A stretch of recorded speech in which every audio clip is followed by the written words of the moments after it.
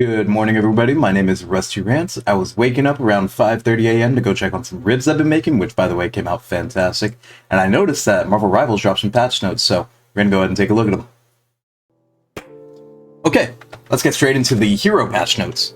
Hi, Rivals. Following the balance adjustments in Season 1.5 and the addition of the Human Torch and the Thing, we've noticed a surge in the popularity of various heroes, leading to exciting new strategies and matches, whether it's a rush comp centered around mobile vanguards and duelists, a double flyer setup featuring Storm and Human Torch, or the classic 3-1-2 lineup with 3 vanguards, or even the previously popular 2-2-2, or a single vanguard composition, each to showcase their unique flair in the current competitive environment.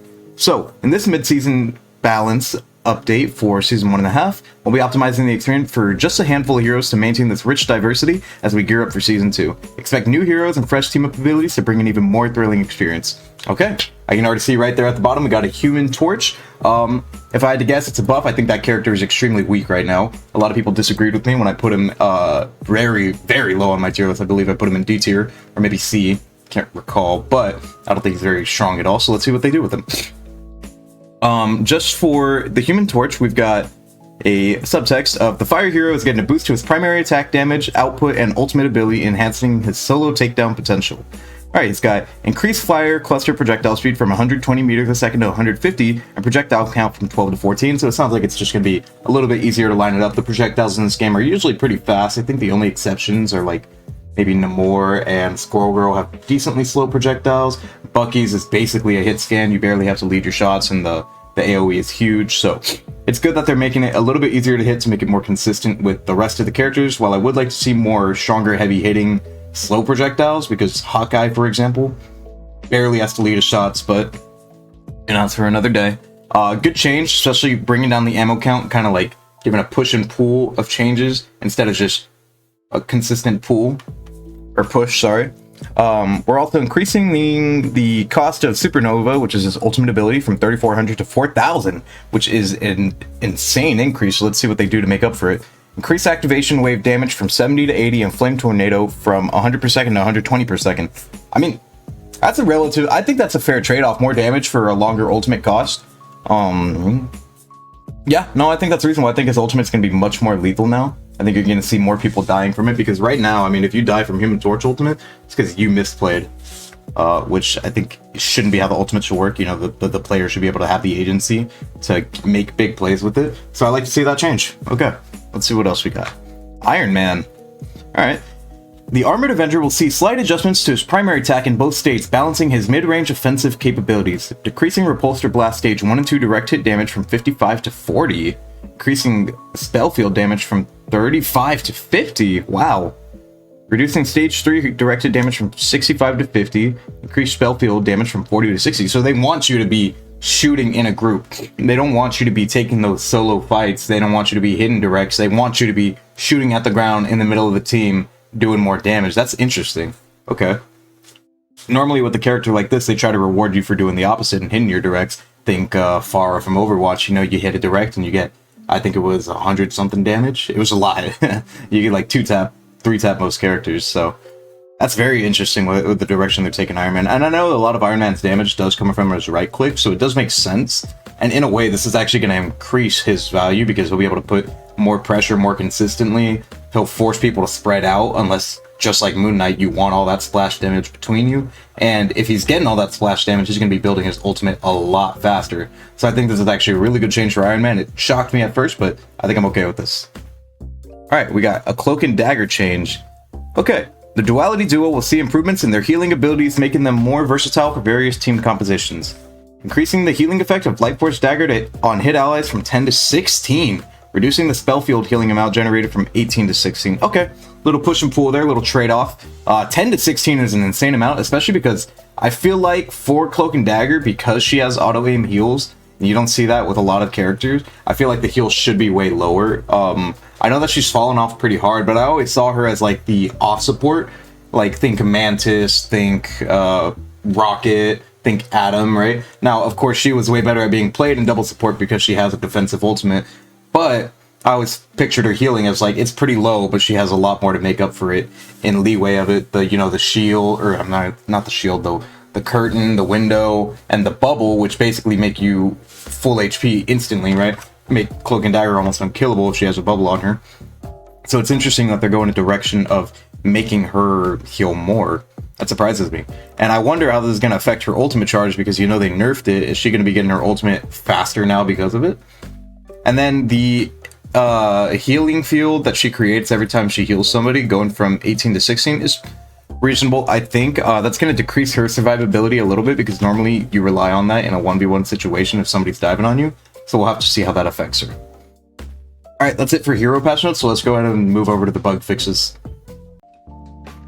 So, looks like we're getting new Twitch drops. We are getting an Adam Warlock skin, a card, and a Galactus spray. All 5 Adamins are going to be extremely happy about this, so that's pretty cool. If you have anybody you like watching on Twitch, go ahead and watch them. I think probably just needs a couple hours of watch time. You can just leave it playing in the background. I don't stream on Twitch, so unfortunately I won't be participating, but that's alright. We got a couple general bug fixes. They fixed something like where player names were being displayed incorrectly, and what you would see is like somebody would talk in chat with the hide own name feature and it'd be like asterisk asterisk asterisk asterisk number instead of, you know, Rusty Rants, right? And that just made things a little bit annoying because it would stick around for way too long too. Frame rate affecting sensitivity also was a problem. You would see that with Doctor Strange's portals. Maybe you would try and turn while a portal activated and you ended up turning way too much or way too little. And then the messages containing quotation marks, I never had that happen, but it's good that they're on top of these bug fixes. Maps and modes fix several terrain issues that could cause characters to become stuck or clip into strange areas. That's very good, because recently, me and my buddy, we had a bunch of issues where we just kept getting stuck on maps and we would end up dying for it. It was super annoying. Now, let's get to the meat and potatoes of what we're all here for, right? We got the hero changes. And it seems like they're all just going to be bug fixes mainly, but it's good to stay on top of these things, especially if you main these characters. Alright, we have Loki's Deathly Illusions. They've resolved an issue where Loki's ultimate ability transformation could sometimes cause incorrect camera angles during past lives replays. God of Mischief can now enjoy his dramatic exits without a hitch. Okay, I do play a little bit of Loki, but I haven't encountered that bug, so I can't attest to that, but of course, you know, it's great that they're fixing it. The Things Battlefield Blues fixed a discrepancy in the speed of the embattled leap across different players' views under poor network conditions. No more inconsistencies. Ben Grimm is back to leaping at normal speed. Makes sense. There were a bunch of times I've seen where if, let's say, a Ben leaped to a teammate that was nearby or even far away, you know, normally it's and then every now and then if somebody had poor ping, the thing had poor ping, you would see him go So it seems like they kind of fixed that up. That's good. Venom's Aerial Anomaly addressed a bug where Venom could occasionally get stuck in midair after using his ultimate ability under poor network conditions. Now he'll burrow underground with style. That's good. It's just another bug fix. Personally, again, haven't come across that. I play with the Venom main. I wonder if he has had to deal with that at all. Penny Parker's Perdue Predicament fixed an issue where Penny's arachnomines would become invisible when brushing over cyberwebs, but landing outside of them. Okay. Remain visible, ensuring player. Okay, well that's good. That said something about that character, that she had a bug where her mines would be completely invisible and she still wasn't doing much. You know, this is just a little side tangent, but I put Penny very low on my tier list. I don't think she's a very good hero, and I had a lot of people coming after me for that in my last video. That's fine. You know, I wanted to have engagement, I wanted to have discussion, so I'm happy everybody engaged with that. But yeah, Penny. Anyways, Spit vs. C fixed a rare issue where if Namor unleashed his ultimate ability while still in the air after being spat out from Jeff the Landshark's ultimate ability, there was a small chance that it would do no damage. That's a crazy thing. I mean, this dev team is on top of it, because how do you even catch that? Bucky's Reload Rumble resolved a bug where the Winter Soldier's Tainted Voltage automatic reload could fail to trigger after firing immediately using his Trooper Fist ability. Bucky's firepower is now as relentless. Okay, cool. As annoying as it is for Bucky to be getting better, you know, they're just making him work the way that he's intended, and that's fine by me. Hand Hook Confusion fixed an issue where if the Winter Soldier used Bionic Hook during the slow motion match over moment, it would cause an abnormal arm model display in the next round. Now Bucky's got his look. Alright, perfect. Just a visual bug that would happen every now and then if you used your hook, like they said, right as the game started to slow down. And then we got Wolverine's Claw Coordination. Resolved a rare discrepancy between his animation and effects when Wolverine executed the dive of his ultimate ability from the highest point. Now when Logan strikes, it is as precise and impactful as his adamantium claws. Okay. I wonder, is that a hitbox change?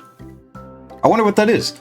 Because, you know, every now and then when you do use your ultimate, you throw them up in the air. If they start to fall and you're still up here, because you fall slower than them, and you dive, instead of them being up here, they come down here and you're still up here, and you dive, you'll just completely miss them. And that is the highest point, right, of your ultimate, so I wonder if that's what they're talking about. But, yeah, that's it. Just basic bug fixes. Happy to see that the Rivals dev team is so on top of it. I hope everybody who watched this video has a great rest of their day. I'll catch you guys in the next upload. We got a stream tonight around 7 CST. If you want to come check it out, I'd appreciate it. Peace out. YouTube thinks that you might like these videos, so go ahead and check them out. Let me know if you do like them. And just a reminder, I do stream on Mondays, Wednesdays, and Fridays, so I do it right here on YouTube. And if you're here already, you might as well come check me out. Appreciate it if you do. I hope everybody has a great night, and I'll see you guys next time.